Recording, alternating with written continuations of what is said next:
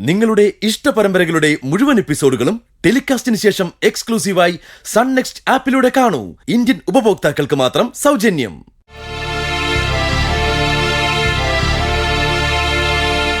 ചീരേച്ചി പോകുന്നതിന് മുമ്പ് അമ്പിളി ചേച്ചി മഞ്ചാടി വന്നിരുന്നെങ്കിൽ പഴയതുപോലെ നമുക്ക് എല്ലാവർക്കും ഇവിടെ ഒന്നിച്ചു കൂടായിരുന്നു. മഞ്ചാടിക്ക് കോളേജിൽ പോകേണ്ടതുകൊണ്ടല്ലേ അവൾക്ക് വരാൻ പറ്റാത്തത്.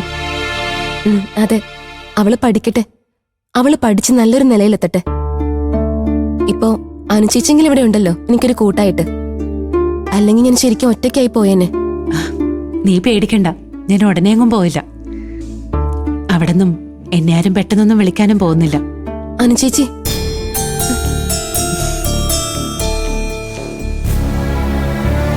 ചിലങ്കയെ കണ്ടില്ലേ? അവൾക്ക് അവിടെ പ്രശ്നം ഉണ്ടായപ്പോ അവിടെ നിന്ന് ഇറങ്ങി വന്നതാ. വിനയൻ അവളെ തിരിച്ചു വിളിച്ചപ്പോഴും ചിലങ്കയ്ക്ക് വരാൻ മനസ്സ് വരുമ്പോ വരാമെന്ന് പറയാൻ പറ്റി. എനിക്കങ്ങനെ എന്തെങ്കിലും പറയാനോ ചെയ്യാനോ പറ്റുമോ? എന്നെ അവിടെ നിന്ന് ഇറക്കി വിട്ടതല്ലേ. അവിടെയുള്ളവരുടെ മനസ്സ് മാറുന്നവരെ എനിക്കങ്ങോട്ട് പോവാനും പറ്റില്ല. പക്ഷേ അതങ്ങനെ പെട്ടെന്ന് മാറാനും പോകുന്നില്ല. അതുകൊണ്ട് ഞാനിവിടെ തന്നെ ഉണ്ടാവും. നമുക്ക് അടിച്ചു പൊളിക്കാം. അനുചേച്ചി, സോറി, ഞാൻ എന്റെ കാര്യം മാത്രം ചിന്തിച്ച് എന്തൊക്കെയോ പറഞ്ഞു പോയി. അനുചേച്ചിയുടെ അവസ്ഥയെക്കുറിച്ച് ഞാൻ ചിന്തിച്ചില്ല. അയ്യേ, നീ എന്തിനാ ഇങ്ങനെയൊക്കെ പറയുന്നേ? വെറുതെ സോറി പറയാൻ നീ എന്ത് തെറ്റാ ചെയ്തേ? ദേ, ആ വീട്ടിൽ നിന്ന് വന്നിവിടെ നിൽക്കാനൊക്കെ എനിക്ക് എപ്പോഴും പറ്റുന്ന കാര്യങ്ങളൊന്നല്ല. ഇപ്പൊ എന്തോ എനിക്ക് ഇങ്ങനൊരു അവസരം കിട്ടി. ശരിക്കും നല്ലതായില്ലേ? നിന്റെ പ്രസവ സമയത്ത് എനിക്ക് കൂടെ നിൽക്കാനും നിനക്ക് വേണ്ട കാര്യങ്ങൾ ചെയ്തു തരാനും പറ്റിയ, നിന്റെ കുഞ്ഞിനെ ആദ്യം എടുക്കാനും കൊഞ്ചിക്കാനും എനിക്ക് ഭാഗ്യം കിട്ടില്ലേ? അതൊക്കെ നല്ല കാര്യമല്ലേ? അനുചേച്ചി എന്റെ അടുത്തുള്ളത് എനിക്ക് സന്തോഷമുള്ള കാര്യം തന്നെയാ. പക്ഷേ ചേച്ചിയുടെ അവസ്ഥ ആലോചിക്കുമ്പോ സങ്കടമുണ്ട്. നീ ഇപ്പൊ ഒന്നും ഓർത്ത് സങ്കടപ്പെടണ്ട. നിന്റെ ഡെലിവറി ഒക്കെ കഴിഞ്ഞ് കുഞ്ഞിനെയൊക്കെ കയ്യെ കെട്ടി ഹോസ്പിറ്റലിൽ നിന്ന് ഡിസ്ചാർജ് ആവുന്ന വരെയെങ്കിലും ഇന്ദ്രേട്ടനെയും വീട്ടുകാരുടെയും മനസ്സ് മാറില്ലേന്ന് നമുക്ക് പ്രാർത്ഥിക്കാം. അതാ നല്ലത്. ഉള്ള കാര്യം പറഞ്ഞ എനിക്ക് അങ്ങോട്ട് പോവാൻ ഒരു താല്പര്യമില്ല ദയേ. പക്ഷേ എന്റെ മോന് വേണ്ടി ഞാൻ അങ്ങോട്ട് പോകേണ്ടി വരും.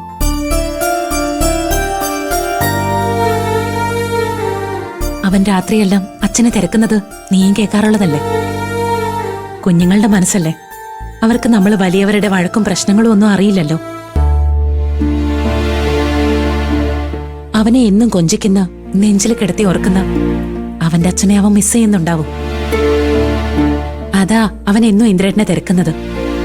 അവന് വേണ്ടി ഞാൻ എല്ലാം സഹിച്ചായാലും തിരിച്ചു പോയേ പറ്റൂ. ആ വീട്ടിൽ നിന്ന് ചേച്ചി ഇത്രയൊക്കെ സഹിച്ചില്ലേ? ഇനി അങ്ങോട്ട് തന്നെ പോണോന്ന് എന്തിനാ ചേച്ചി വിചാരിക്കുന്നേ? അതെന്റെ വിധിയാതയെ. കല്യാണം കഴിച്ചു ചെന്ന വീട്ടിൽ ചെയ്യേണ്ട എല്ലാ കടമകളും കർത്തവ്യങ്ങളും പറ്റാവുന്നത്ര ഭംഗിയായി ചെയ്തിട്ടും ആ വീട്ടില് ഇന്ദ്രേട്ടന്റെ നല്ലൊരു ഭാര്യയായോ ആ കുടുംബത്തിലെ നല്ലൊരു മരുമകളായോ എന്നെ ആരും അംഗീകരിച്ചിട്ടില്ല. പക്ഷെ ഒരു നല്ല മകളായി അച്ഛൻ എന്നെ അംഗീകരിക്കുന്നുണ്ട്. എന്റെ മോനിനി നല്ലൊരു അമ്മയായിട്ട് എനിക്ക് ജീവിക്കണം. ഇനി എന്റെ എല്ലാ പ്രതീക്ഷയും വിച്ചുമോനില്ല. നമ്മൾ വിചാരിച്ച ഈ ലോകമൊന്നും മാറ്റാൻ പറ്റില്ല. നമ്മളെ വേദനിപ്പിക്കണമെന്ന് ഉറപ്പിച്ചവരുടെ രീതികളും മാറ്റാൻ പറ്റില്ല.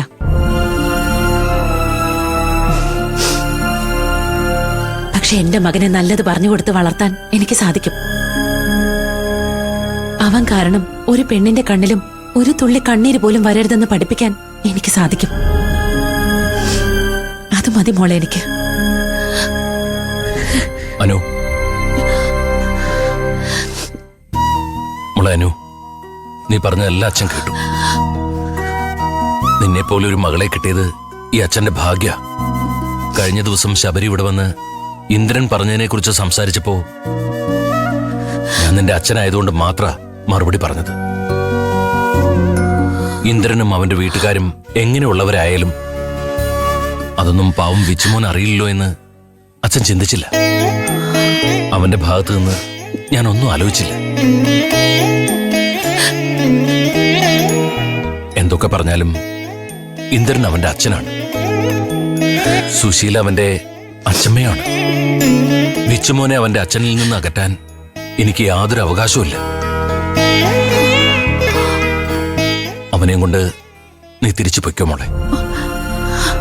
ഏയ് ഇല്ലച്ചാ, അച്ഛൻ ശബരിയോട് പറഞ്ഞതില് ഒരു തെറ്റുമില്ല.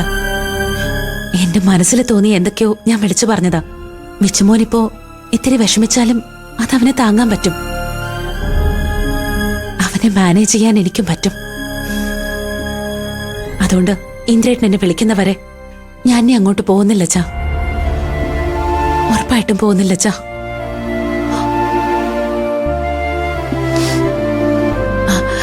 ദയക്ക് ഭക്ഷണം കഴിച്ചിട്ട് മരുന്ന് കഴിക്കാനുള്ളതാ. ഞാൻ വേഗം കറി വെക്കട്ടെ.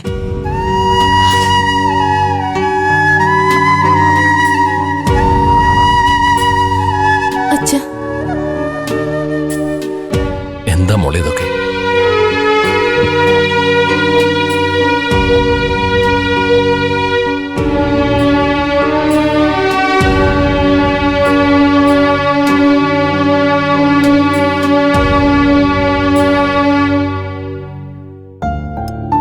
ആ മതി മതി.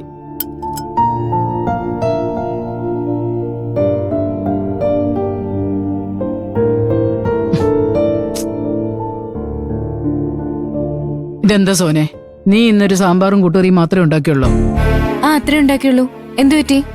അല്ല ഒന്നുമില്ല, ഇവിടെ ആവശ്യത്തിന് പച്ചക്കറി വാങ്ങിച്ചു വെച്ചിട്ടുണ്ടല്ലോ. അതൊക്കെ അവർക്ക് ഇഷ്ടമായതുകൊണ്ടല്ലേ അവര് മാർക്കറ്റിൽ നിന്ന് വരുമ്പോ അതൊക്കെ വാങ്ങിച്ചോണ്ട് വരുന്നത്. അല്ല, ഇതിന്റെ കൂടെ ഒരു തോരനും കൂടി ഉണ്ടാക്കിയിരുന്നെങ്കിൽ എത്ര നന്നായിരുന്നേനെ. ഒന്ന് പോവാമേ.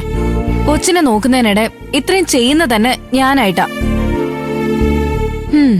വയസ്സാകുന്തോറും അമ്മയ്ക്ക് വിശപ്പും കൊതി ഇത്തിരി കൂടുതലാ. എന്റെ കാര്യം മാത്രമാണോടി? ജോലി ചെയ്തു വരുന്ന നിന്റെ 2 ഏട്ടന്മാരില്ലേ?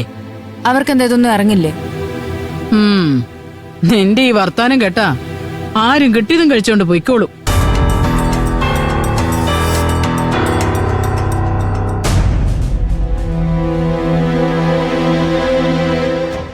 ആ ഇതെന്താ രണ്ടാളും ഒരുമിച്ച്? കൈ കഴുകിയിട്ട് വാ, ഇരിക്കാം.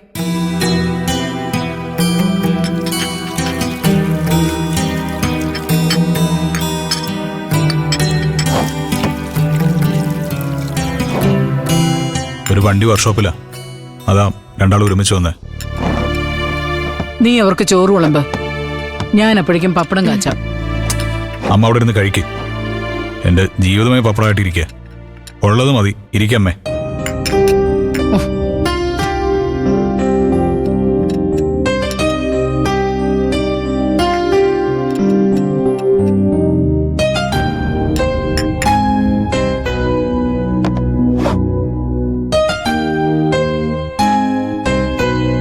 ഓ, ഇതെന്ത് കറിയാമേ? സാമ്പാർ അതോ രസോ?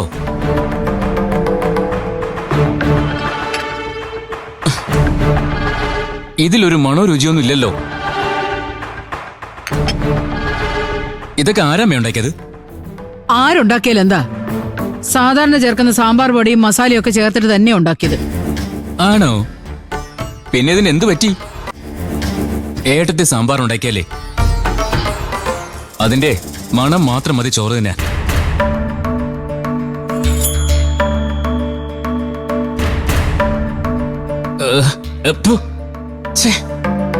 ഈ കറിയും ബഹുവിശേഷമായിട്ടുണ്ട്. മുളക് കുത്തിട്ട് വായിൽ വെക്കാൻ പറ്റുന്നില്ല, ഉപ്പും കുറവ്. ഇതേ നമ്മുടെ ഏട്ടത്തെ ആയിരുന്നെങ്കിലേ ഇതില് കുറച്ച് തേങ്ങയൊക്കെ ചിരകിയിട്ട് നല്ല അടിപൊളിയാക്കിയേനെ. ഓ, ആ തെങ്ങിക്കറി 2 തേങ്ങ ഇട്ടതാടാ. മിണ്ടാതിരുന്നിട്ട് തിന്നിട്ട് പോവാൻ നോക്കടാ.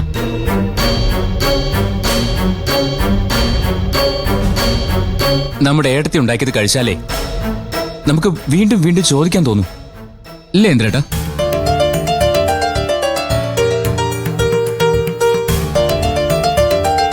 ഈ ചോറെങ്കിലും ഒന്ന് പാവത്തിന് വേവിക്കായിരുന്നില്ലേ അമ്മേ? എങ്കിലേ കഞ്ഞിവെള്ളം ഒഴിച്ച് കഞ്ഞി കുടിക്കും പോലെ കുടിക്കായിരുന്നു.